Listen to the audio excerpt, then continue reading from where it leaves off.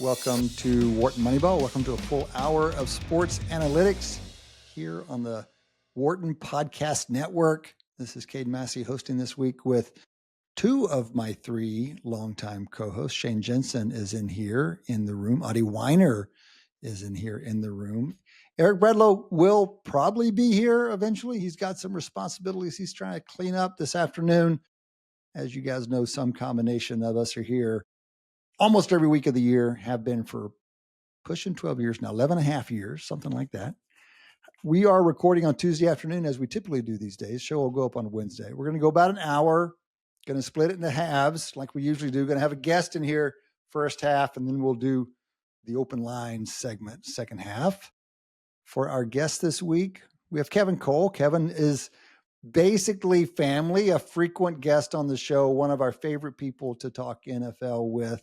One of the best analysts out there on the NFL. I think he's one of the best thinkers out there on the NFL. Always a pleasure to get some time with you, Kevin. Thanks for making time for us.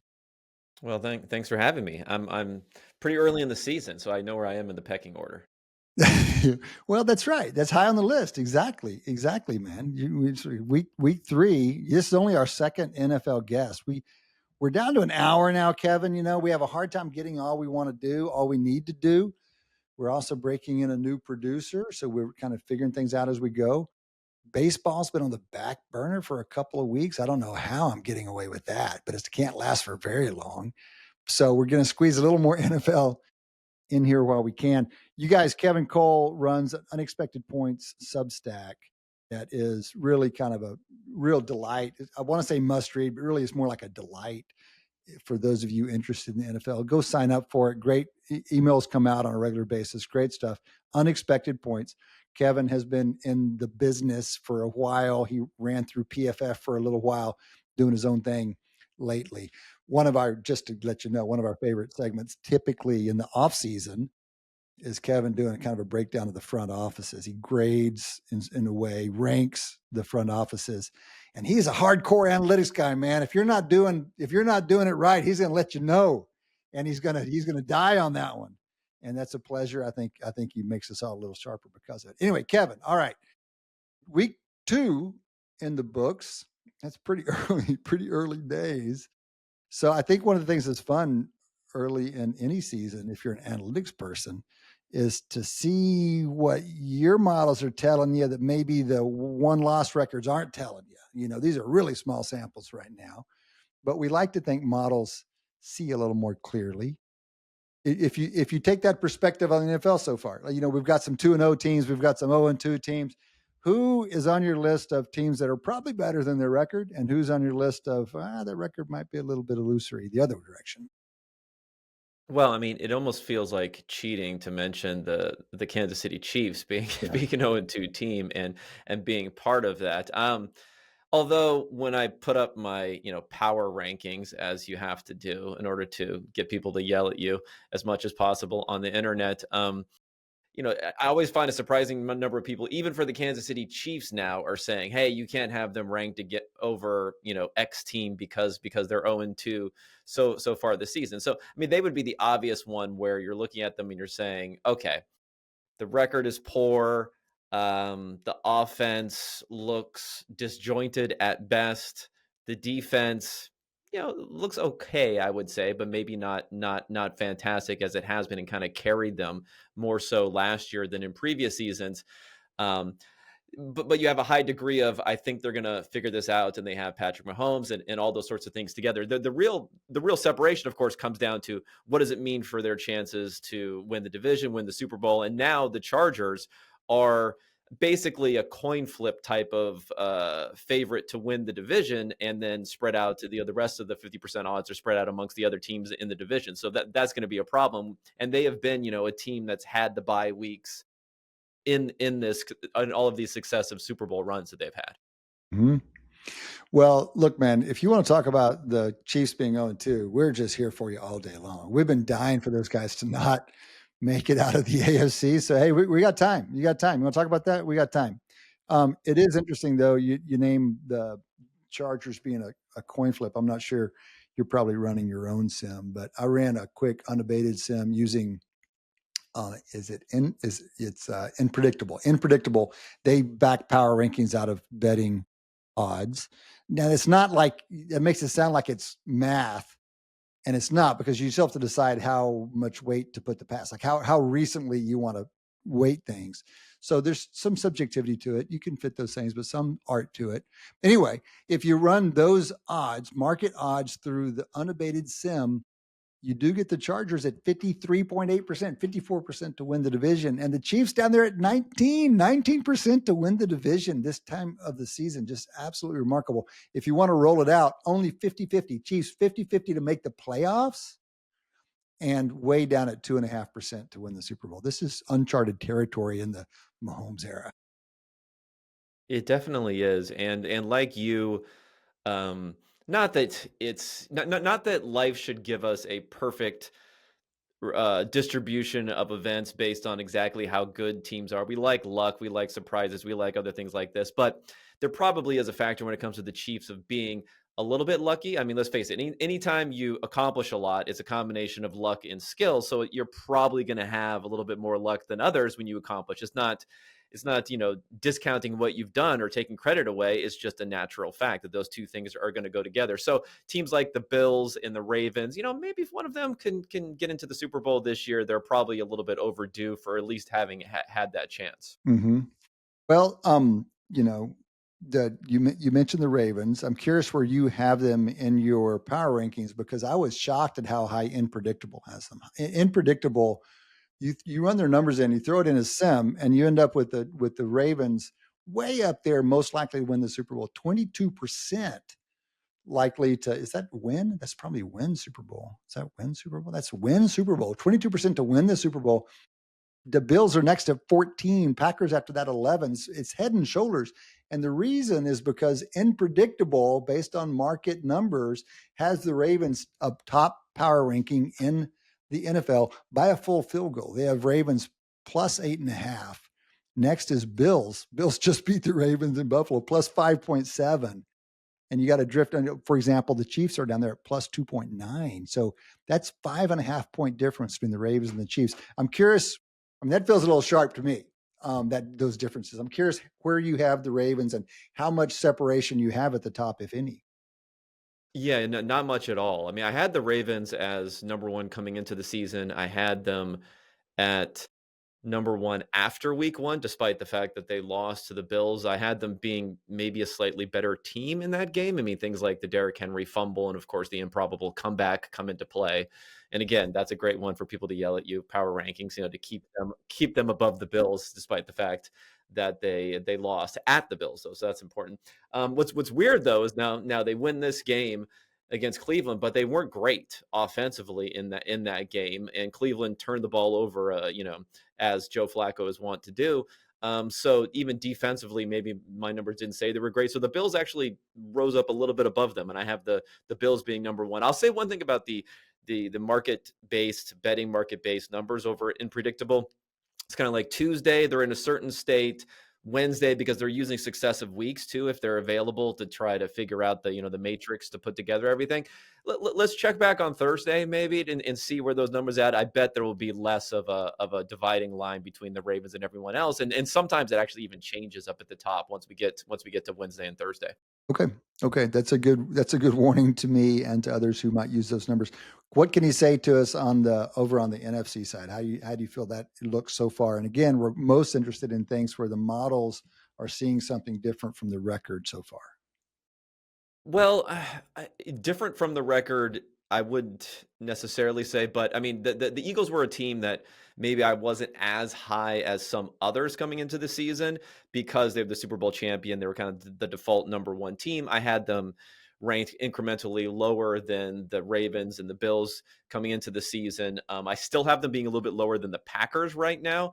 So maybe maybe I'm overrating the Packers a bit, but their numbers have been a bit stronger coming on the season. And the Eagles they're 2-0, they're the Super Bowl champions, but they haven't been impressive necessarily in these wins, at least according to my numbers. So maybe they're a team to look at and say, it's interesting to see what's going on They're not as strong as maybe a Super Bowl champion 2-0 team that's come into the season, beaten perennial Super Bowl team, at least appearance team like the Kansas City Chiefs already this season.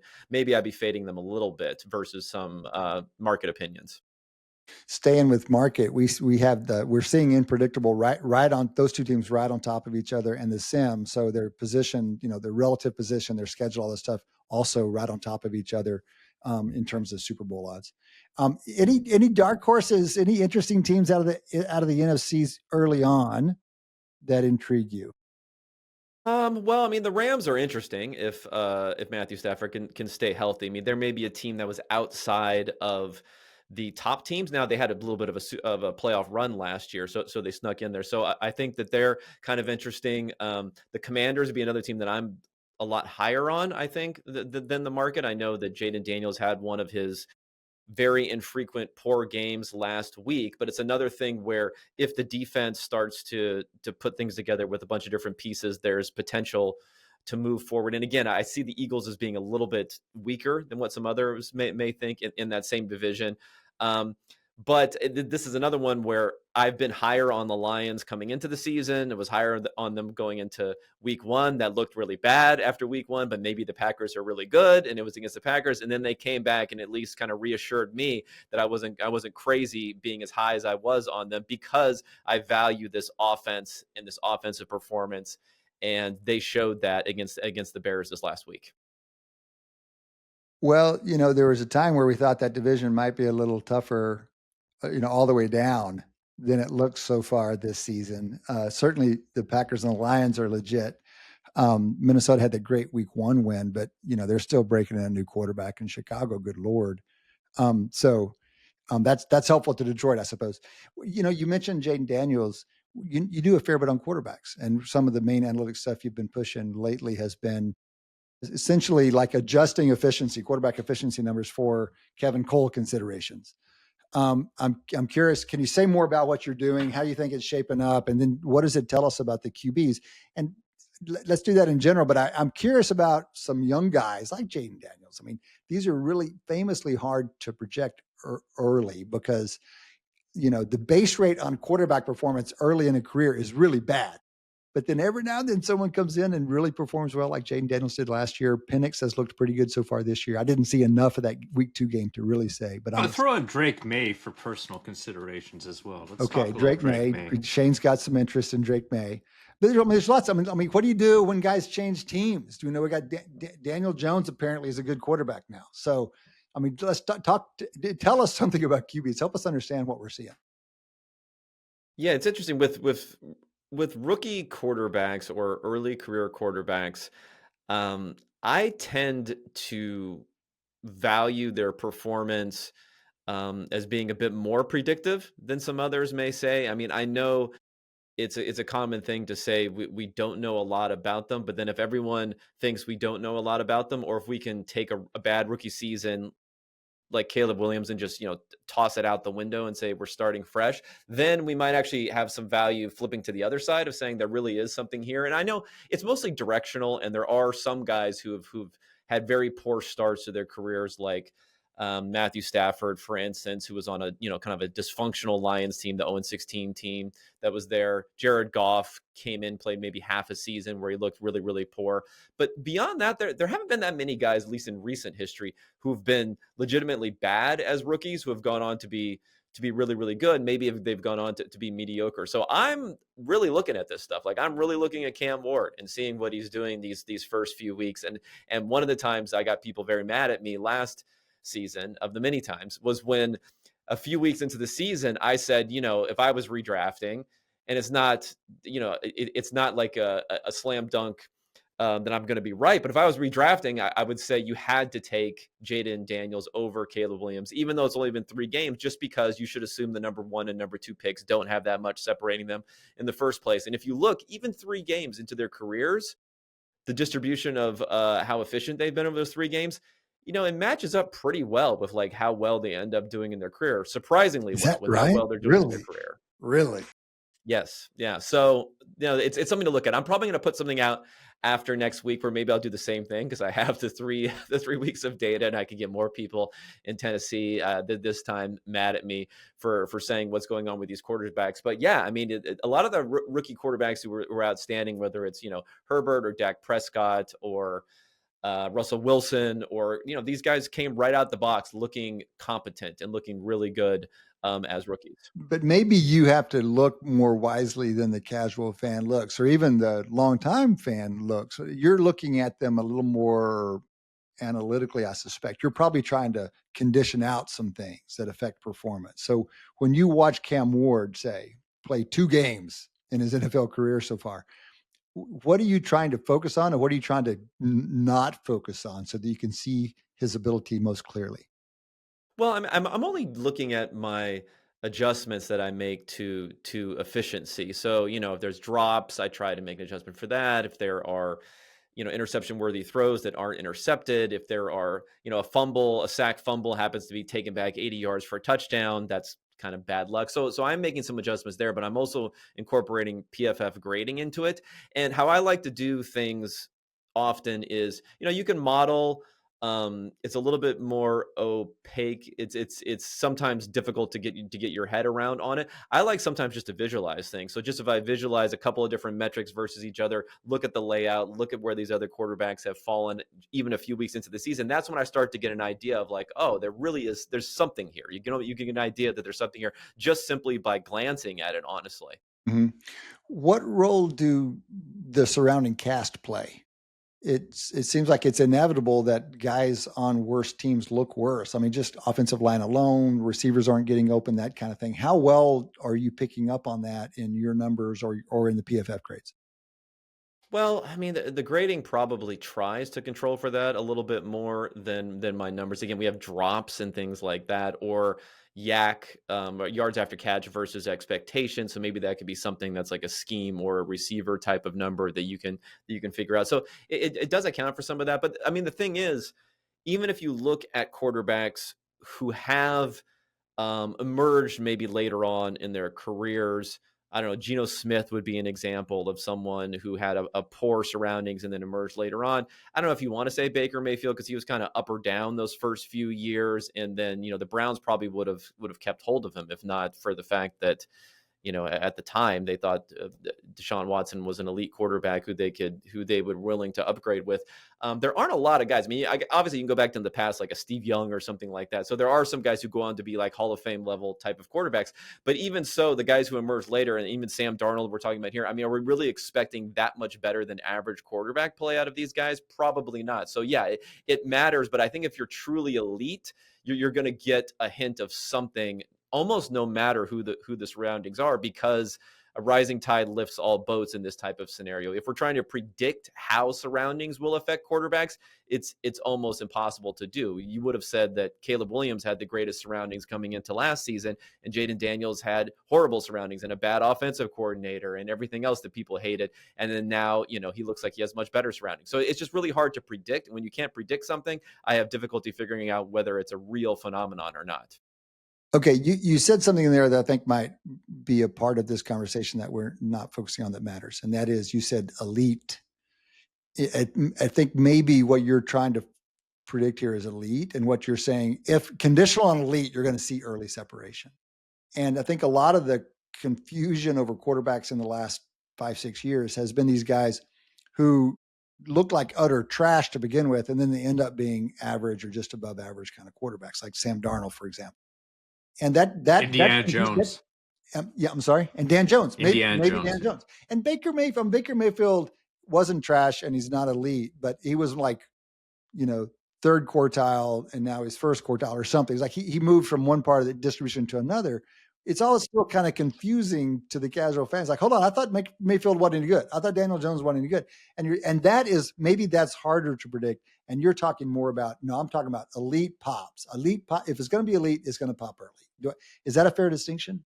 Yeah, no, I think that's a very fair distinction. Yes, not only the floor, but the ceiling that we're talking about sometimes with these quarterbacks. And I mean, it's good it's better to be a fan of a team with an average quarterback than with a poor quarterback where you can almost write off the season. And for instance, the Raiders, I think one of the reasons that they signed Geno Smith is they said we've been so bad for so long and had such inconsistent quarterback play that, getting an average NFL quarterback is probably more valuable to the Raiders than it would be to another team. But I think for most of the league, you really have to be targeting this elite quarterback play. That's the differentiator, especially when we talk about, not to get too far into it, but we're getting to salary cap and things like that, how much money these average-ish sort of quarterbacks can make versus the elite quarterbacks. There's just such a huge differential there that I would just overweight that ability, finding that top quartile of consistently top quartile type of quarterback so far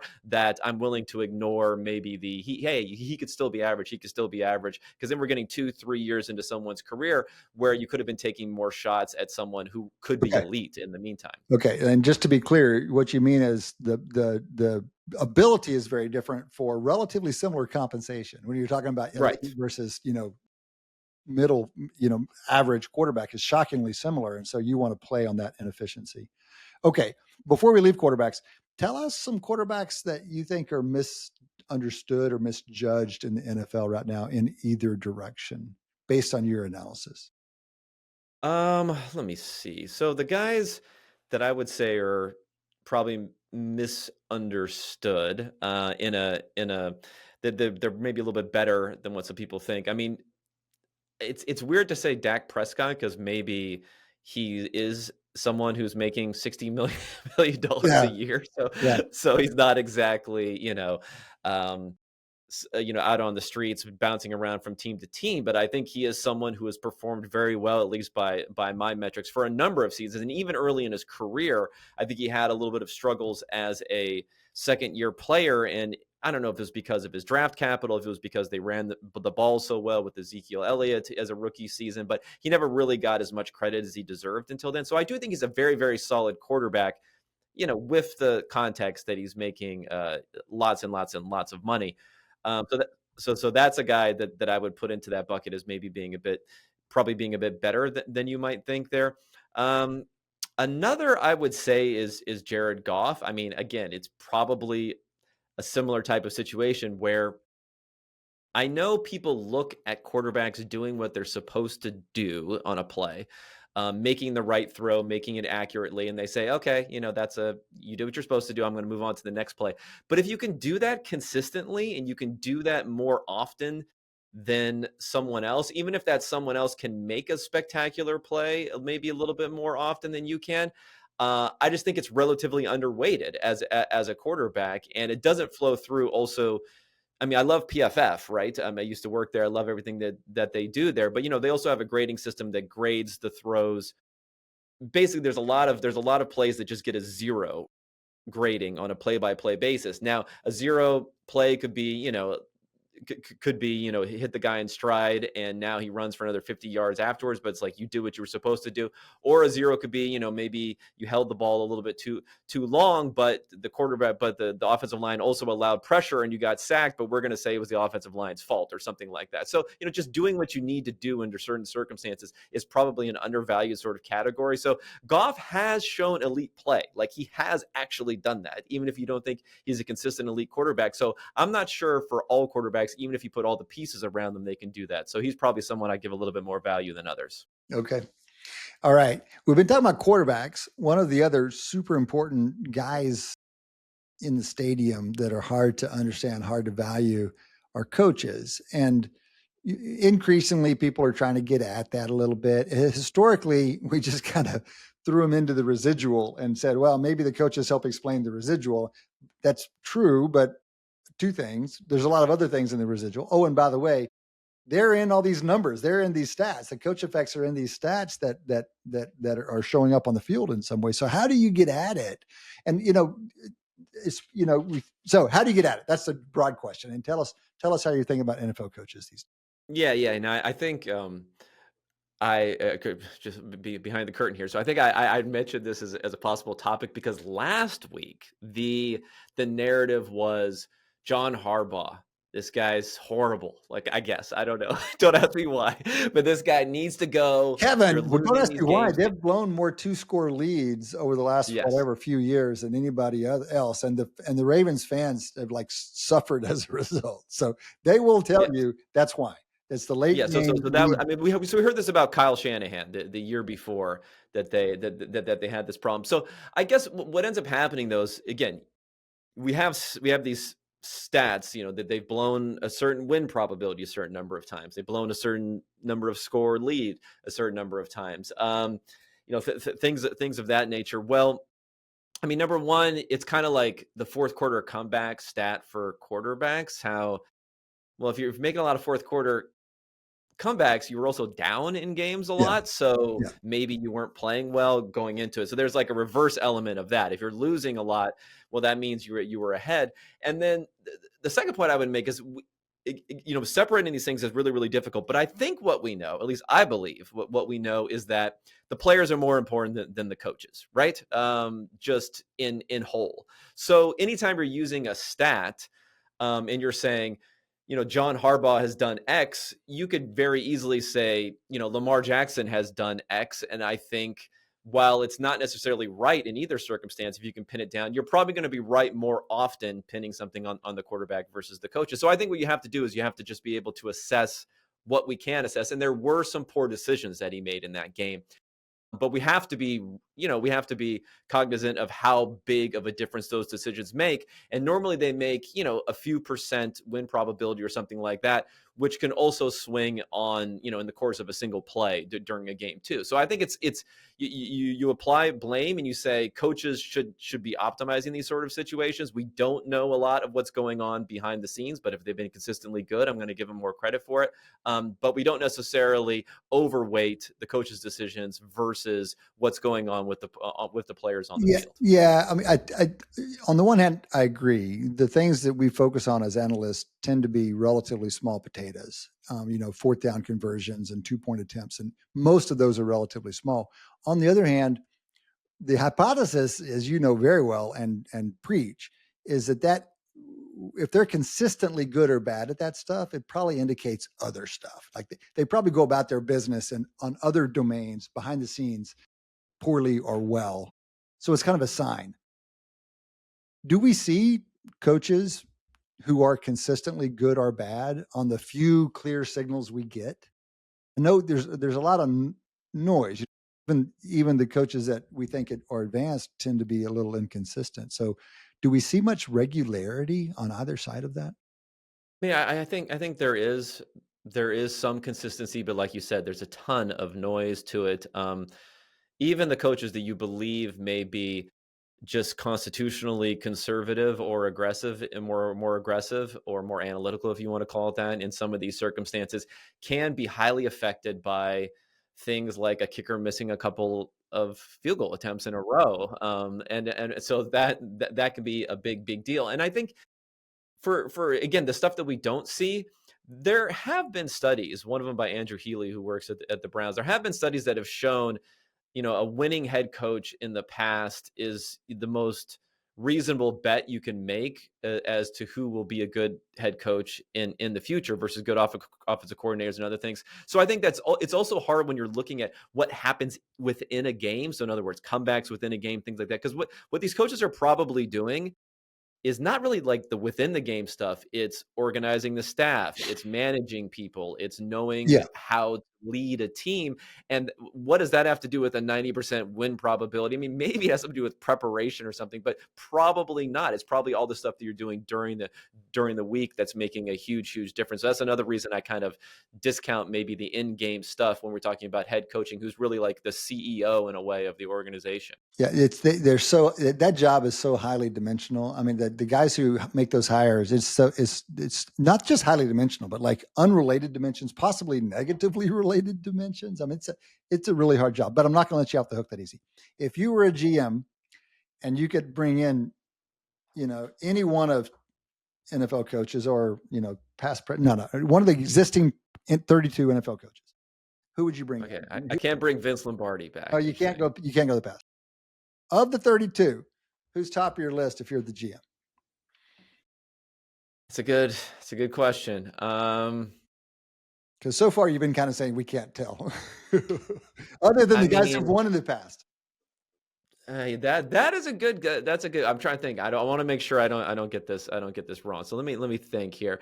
I mean, it's easy to say Andy Reid, but why not? You know, we have someone who's been successful at two different organizations, which again, it's two, but it's, you know, it's a lot more than one organization, I guess, when we have something like that. So I guess I would put him there. But, you know, I put someone like John Harbaugh right in that same sort of category. So he would be someone who would be up there. I mean, Sean Payton was someone who I said I thought he was going to be a great hire for the Broncos. So he's an interesting guy. I mean, even his brother Jim Harbaugh, I thought that he would also be a good hire. I don't know, just guys who have really had that level of success, without saying that they were completely reliant maybe upon high level quarterback talent or something like that. Yeah, Although right. that doesn't hurt. Okay, good. Just very reasonable, and it's shockingly unanalytical. Well, you've taken us to the simplest of all base rates, just past win record, conditioning out like some stellar quarterback situation. It's really interesting. Okay, we're gonna have to let you go, but I do want to ask one question on behalf of Adi Wyner.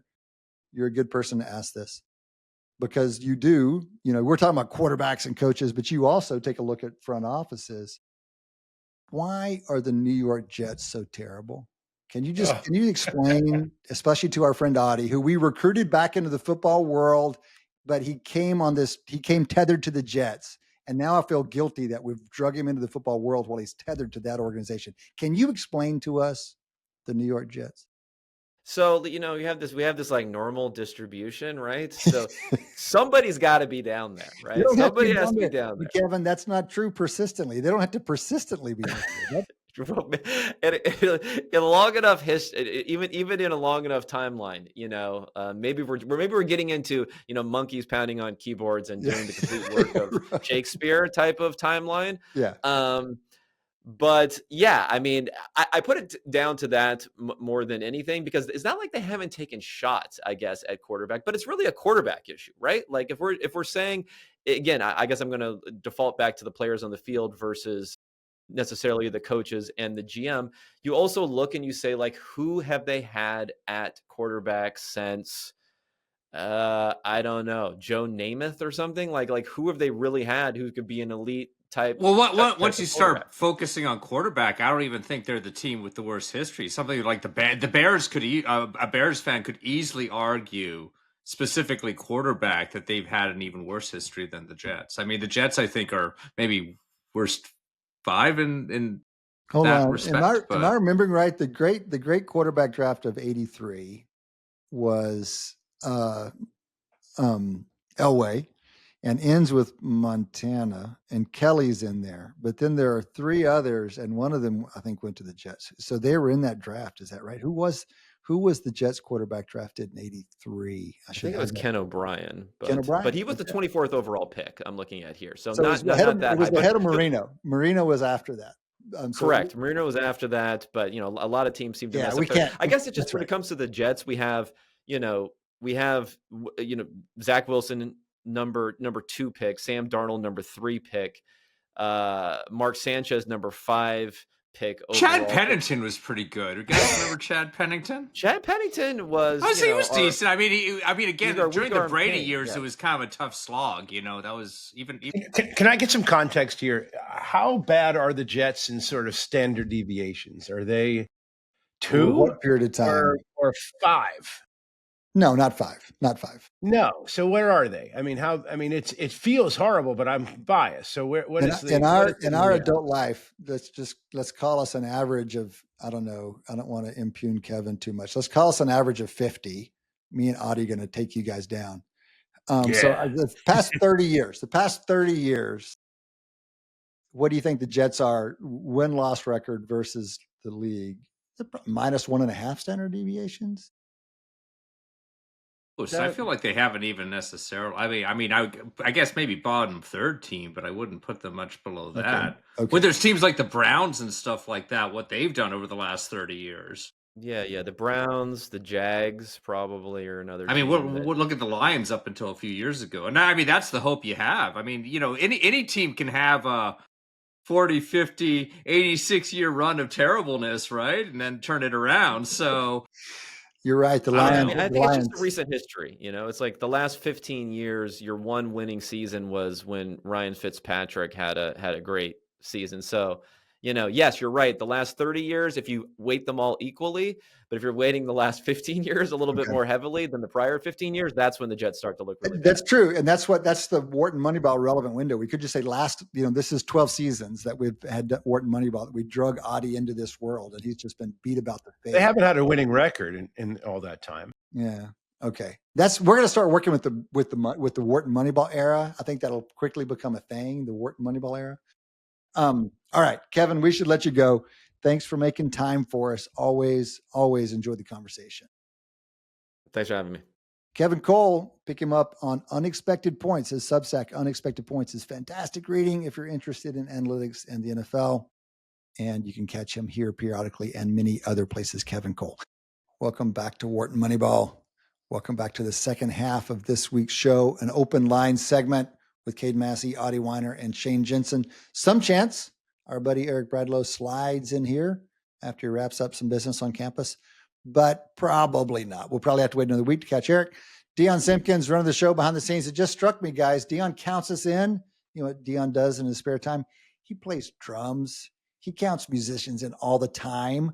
I didn't realize after 11 years that he's doing the same thing with us that he does with his bands, counting us in. Dion Simpkins, we depend on him.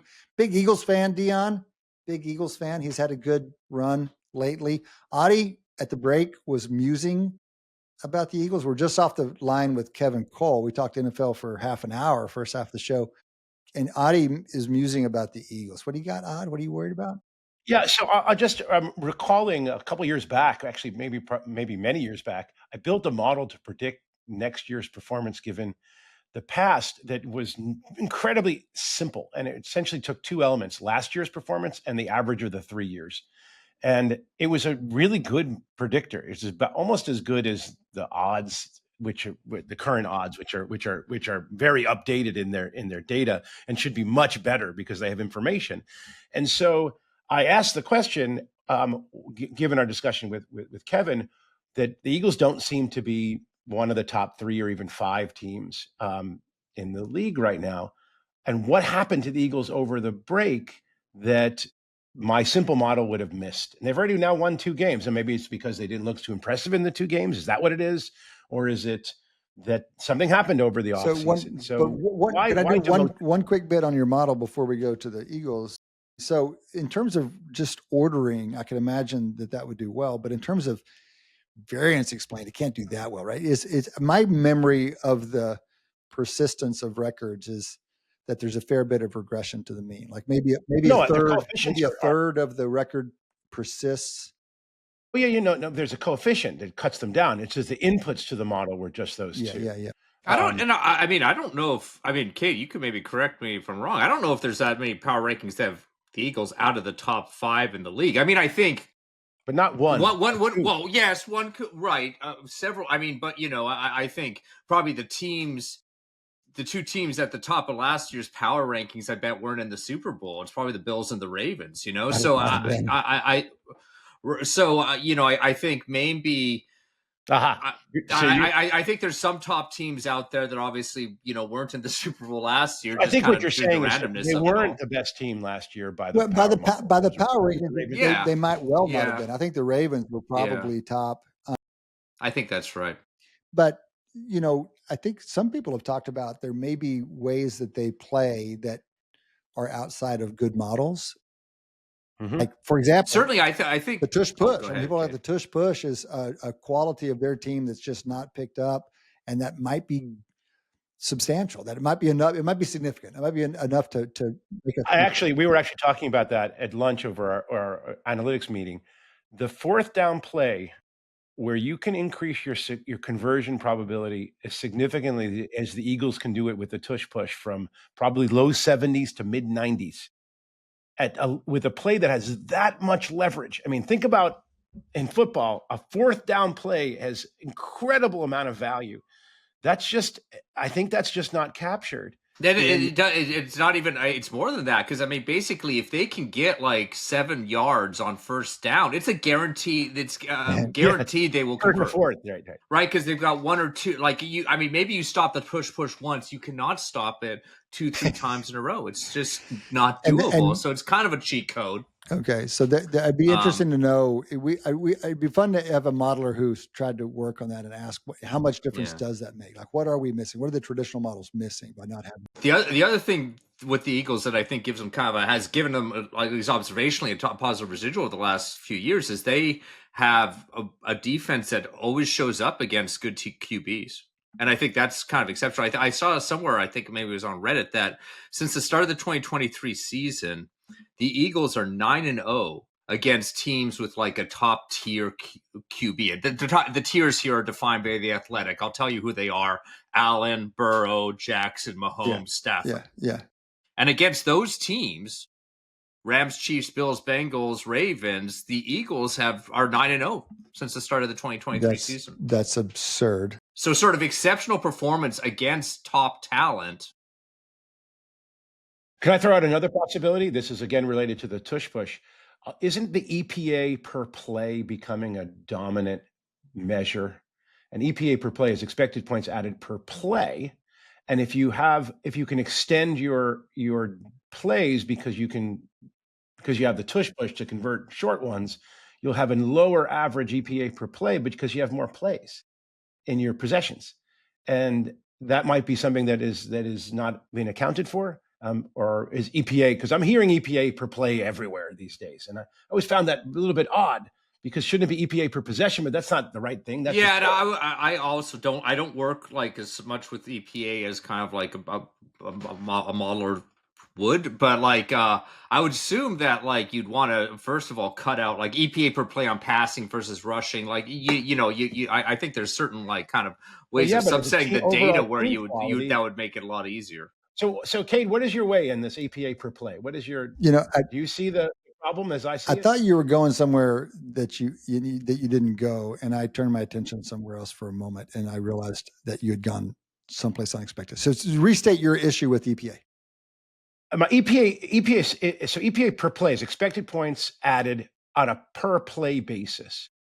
That seems to favor teams that get it done quickly, as opposed to teams that eke out a little extra play expected value over many plays, because then your EPA per play is going to be lower, as opposed to with big plays and moving the ball quickly down the field. But it's expected points, so doesn't it automatically adjust for fourth down? Like a 4th and 2 being more like 2 yards on a 4th down would be actually more highly valued than for 2 yards on a first.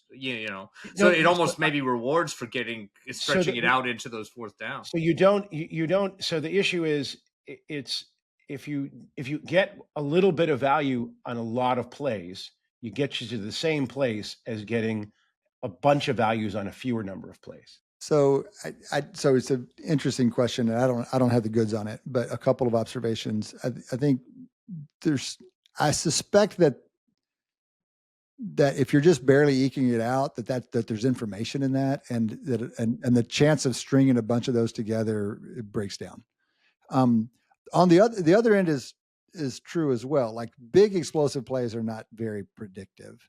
They matter a lot in the outcome of the game, but they don't tend to persist. But I think what EPA captures well is kind of that middle ground, where you're getting chunks. You're just getting chunks at better rates than other people. I think your argument would break down, Adi, because I think if you're just eking it out, it's like teams that barely win games.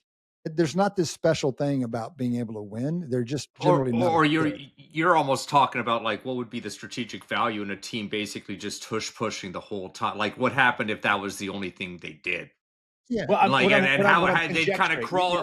Could you crawl down the field basically like that? What I'm conjecturing is there a team for which EPA per play doesn't capture their value? That's essentially the question. And what would it look like? And what I would argue is it's a team that has this ability to get a couple yards when they need it on a really regular basis. Yeah.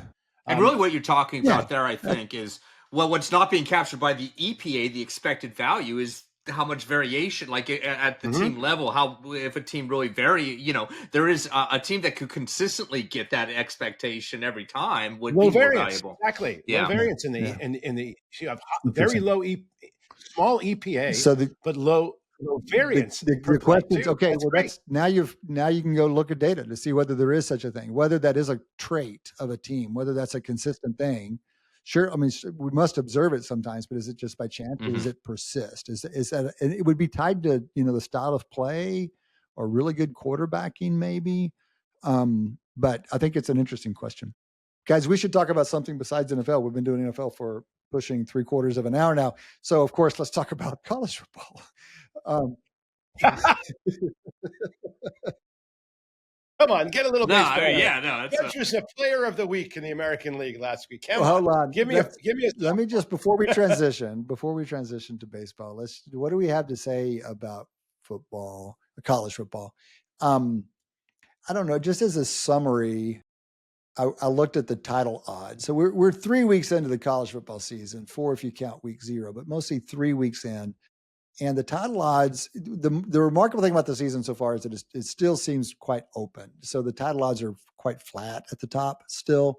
But I was curious where they were. And what the most interesting thing to me is that the top 3 teams, the shortest odds right now, Tuesday afternoon, are Ohio State, Penn State, and Oregon, who are all members of the Big Ten, which is a little bit surprising. And I think that's because there's not much else going on in the Big Ten. Like, we can be pretty dang sure those 3 teams are going to make the playoffs, more confident than any 3 teams in the SEC.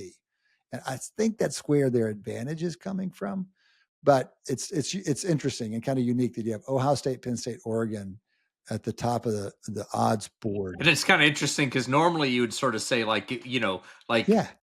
because the playoffs are more open now and their path doesn't necessarily exclude each That's right. other. They don't That's necessarily, right. they're not competing for the same kind of allocation. That's right. Before, like when we were talking about kind of the football odds, I was surprised that the Bills and Ravens were like the top 2 just because they kind of they have to go through each other. Right. Basically. That's exactly right. Yep. So I think that's that and the difference in the Big Ten versus the Big 12. If you look at not the Big 12, the SEC.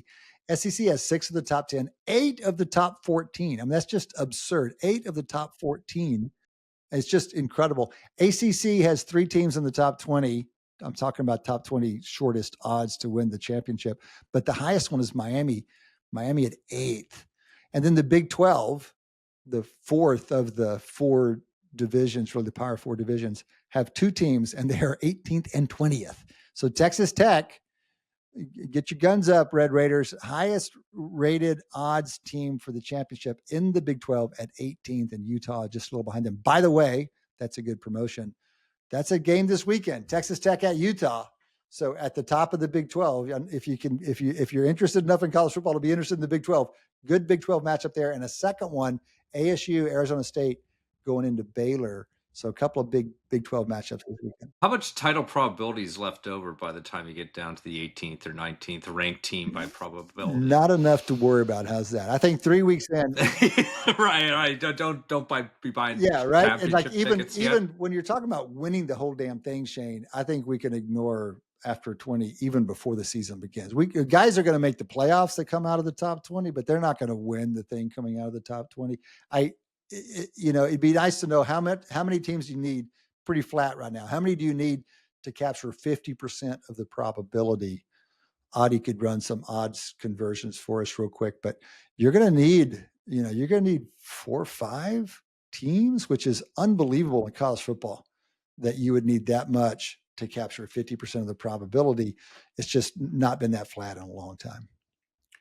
All right. We have a lot of good games, but there aren't like monster games on the college football side. NFL is a lame schedule this week. Let me just say, Detroit and Baltimore Monday night is the headliner, I believe. But even the Lions are 6.5 point dogs going into Baltimore. Okay, that's football. What about baseball, guys? What do you got? We got the home run race. I think is the most interesting thing right now. No, or at least the number. I'm looking at 2 forecasts I made many months ago, and as they're starting to resolve, they had huge uncertainty anyway. So it's not exactly as if losing is great.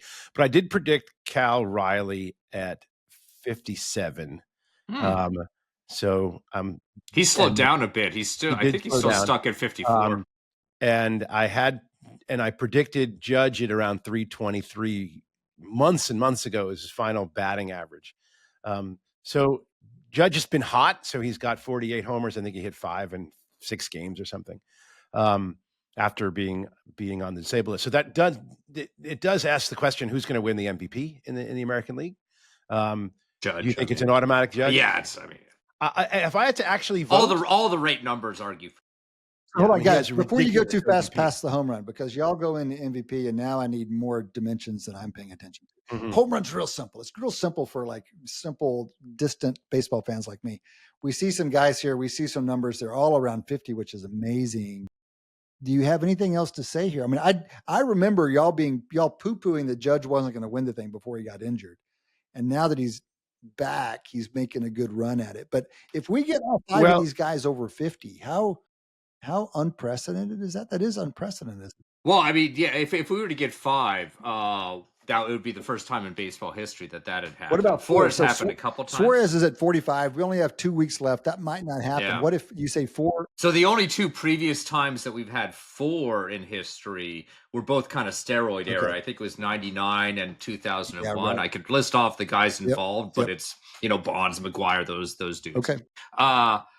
So this would be certainly the first non-steroid era kind of instance, even of 4. And the fun thing here is that nobody would be surprised at Schwarber, Ohtani, and Judge being at the top. I mean, those are like straight out of the top of the queue. But then perennial home run hitters. But then Raleigh is actually leading the list, and I think it's been one of the great stories. I'd love to see a good backstory on that whole thing.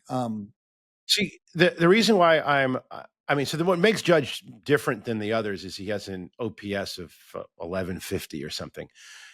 His batting average is almost 100 points higher than Raleigh. His on-base percentage is 100 points higher.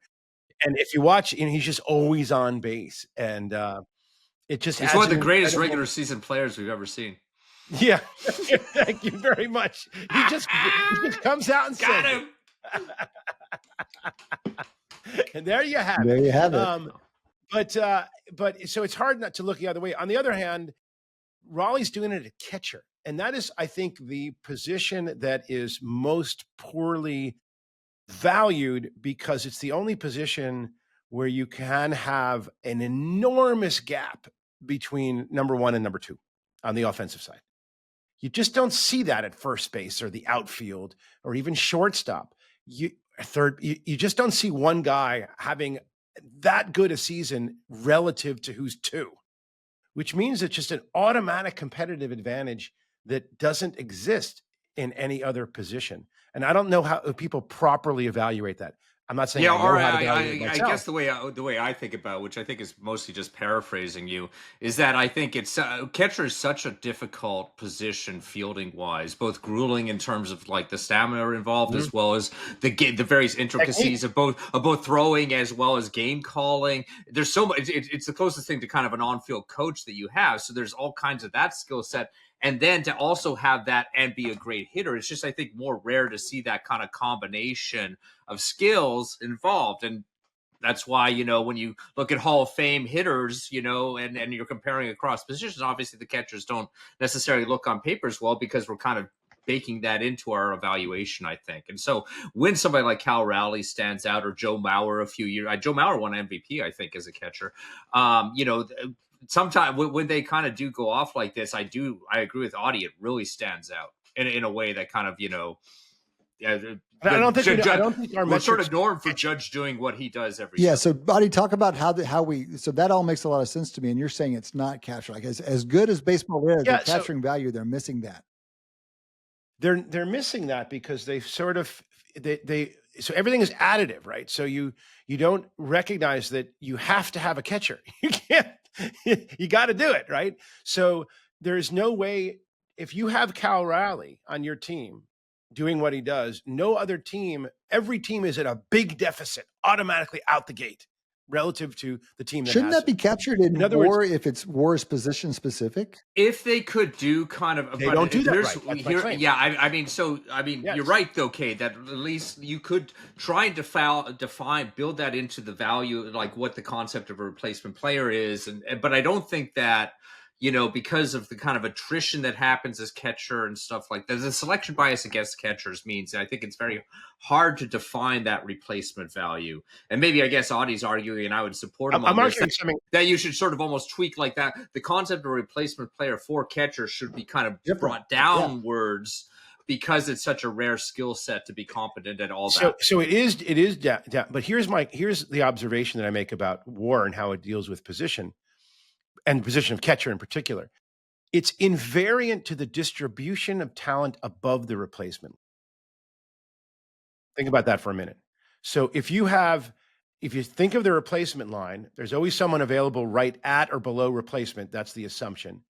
And that there's someone available above the replacement, but doesn't ask the question, what does it look like? So imagine the replacement level is 0. Imagine there's one guy at 10 and another at 9, another 8, another 7, another 6, another 5, all the way down a big pile of 3 and 2 and 1. That may be one way it could be distributed. And now imagine a different position. There's one guy at 10 and the next are all at 1 and below. Yeah. No, Nadi's made a great point. Are you telling me that 10, the 10 in each group are the same? and that's something you can correct with just redefining the replacement player, because you're talking again about sort of a different distribution. Like we should value somebody who's a 5 WAR player at catcher more than somebody who's a 5 WAR player in the outfield, because there's just not that many 5 WAR players in Major League Baseball. Right. So go with me for a moment. Like, you imagine you're running a fantasy draft, right? And there's one catcher at 10 and all the rest are 1 and lower. And at center field or in the outfield, there's 1 at 10, and 1 at 9, and 1 at 8, and a 7, and a 6, whatever. There's lots, right? Who are you picking first if you got the first pick in the draft? I don't, it's the 10 at catcher, because you just got now 9 points over all your competitors that they're never finding. So it should make that somehow more valuable. And that 10, now you could say if the 10 is already in there, if they put the 10 in, but it's not, because I know that the WAR calculation is relative to replacement value. So they don't look at that distribution above the replacement value to figure out your WAR. And so I can imagine doing that. So how does it relate to the MVP race? My gut says that if Judge doesn't have a huge offensive advantage, which right now he does, but if it's not huge, I'm awarding it to the catcher. Yeah. That makes a lot of sense. Yeah, it's kind of like, if it was a DH that was kind of running away, like, I think we kind of like somebody like Schwarber maybe gets naturally downweighted relative to somebody who's fielding more complex positions. So I guess he's going up against a DH that pitches. Guys, we are down to the last 2 weeks. Are there any races? We haven't talked about races in a while, and yet we're at it now. I mean, oh my God! Well, it's Yankees Red Sox right now, all over again. Yeah, I mean they're kind of lined up to play each other in the wild card round, which I personally would. Well, there's a home field advantage that's really up in the air. Mm-hmm. Right now, the Red Sox have an advantage in head-to-head play, so the Yankees actually have to come out ahead, not tied, in order to get home field. Okay. That's a big race. By the way, the Brewers have sealed it up, and how the hell they did it at this point is just remarkable. Without any stars. We asked the question, what would you rather have in your distribution of talent? Lots of 2s and 3s, or is it extreme? And how does that work? And talk about a recipe for winning that no one really predicted at this level, I think. Yeah, certainly. I mean, somebody would, if somebody asked who's going to come out of the Central, I might have picked the Brewers, but I would not have had them as the best team in baseball. Well, to sure. explain, one of the things y'all are saying is that the Brewers and Phillies are vying for the National League home field for the duration, right? That's a real consequential battle that it's in. It is. Okay, so that's interesting. Looks like there's some interesting wild card stuff going on. Well, I mean, I think the AL West race, I think, is the interesting one, Dodgers, as Padres. well, because I mean, Well, I know. Well, yeah. I'm sorry, AL Well, West. so AL West, I think is the more interesting one, just because we've got the Astros, Mariners, and I mean the Mariners. In addition to that being like a half game or game separation between the two, I think the Mariners have the longest postseason drought streak, I think, in like professional sports. In American sports. So That's right. In American sports. So yeah, I mean obviously that I kind of feel like we got I mean. I'm not sure how many casual fans would be out there rooting for the Astros anyway, but I feel like the public should be really on the Mariners for this one. Yeah, for sure. Okay, well, there's a lot of interesting stuff going on. You're talking about, so the Jays somehow not clinch, but they're going to win the East. So it's about Yankees, Red Sox for the wild card there. We're talking about the M's and Astros, right, Shane? That's a great team to pull for. Yeah, the Rangers aren't far back, so I mean, the Mariners and Astros have still got to keep it going as far as the loser of that race could still miss the playoffs. Yeah, right. It's not like they're just competing for the division. Right. Okay, and then flipping over to the NL, I mean, the Phillies have made the East a sleeper, but they are the Mets have really made the East the sleeper. The Mets are really something we should mention. They were the top team in the NL. Mid-June, I think, up until mid-June, and now they're barely holding on to that like last wild card spot. Yeah, it's an incredible collapse. Barely. I mean, this could easily go away, especially if they continue what they've been doing. But then that NL West that's a great rivalry in baseball these days. This Dodgers Padres thing. The Dodgers do have a 2-game lead right now. Which is pretty healthy with only 2 weeks left. But that's the Padres haven't won many of those divisions, right? That's been a hard thing for them to get over in recent past. So that's a fun one. All right, there's a lot of good things for us to pay attention to as baseball comes down to the wire here. Fellas, why don't we leave it there? Why don't we call that a day for the whole crew here? Adi Wyner and Shane Jensen, who've been in here from the beginning. For Eric Bradlow in absentia, our fourth co-host, this has been Cade Massey. Big thanks to Dion Simpkins. Big thanks to Dee Patel. Big thanks to Marissa Reyna. That team keeps this going. And thanks to you guys for listening. Come back and join us next time. Between now and then, enjoy your sports.